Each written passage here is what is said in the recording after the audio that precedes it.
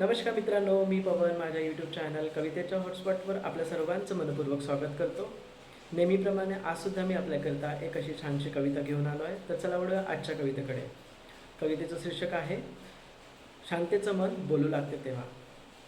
कविता अशी आहे की नग नग ग माय नग तोडू माझी शाळा, नग नग ग माय नग तोडूत माझी शाळा, उद्या रांधीन भाकरी आणि घालीन गाईंना चारा. ए का ग माय माझ्या जन्मापासून तुला सातवीला पूजलेली, ए का ग माय माझ्या जन्मापासून तुला सातवीला पूजलेली आणि मला दारिद्र्य घेऊन आलेली म्हणतात. नजरेत दिसताच माना फिरवतात आणि बोटे कळाकळा मोडतात, नजरेत दिसताच माना फिरवतात आणि बोटे कळाकळा मोडतात. ए माय बा का नाही ग बोलत माझ्याशी, ए माय बा काय नाही ग बोलत माझ्याशी, आणि आजी काय मागत असते ग देवापाशी. माय हे नवस काय असतं ग, माय हे नवस काय असतं ग. आत्याबाई बोलल्या नवस होता म्हणून बाब्या झाला, आत्याबाई बोलल्या नवस होता म्हणून बाब्या झाला, आणि तू न मागताच गरिबी घेऊन आलीस. आणि पुढं बोलल्या लगीन लावून द्यायचं, आणि पुढं बोलल्या लगीन लावून द्यायचं, नाहीतर ही आईवडिलांचं नाव घालेन.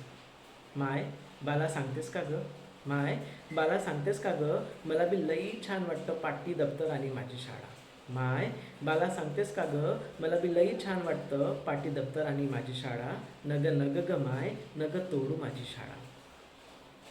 बाई म्हणतात शांते लई हुशार आहेस ग, बाई म्हणतात शांते लई हुशार आहेस ग, अशीच अभ्यास कर शाळेचं आणि आईवडिलांचं नाव मोठं कर.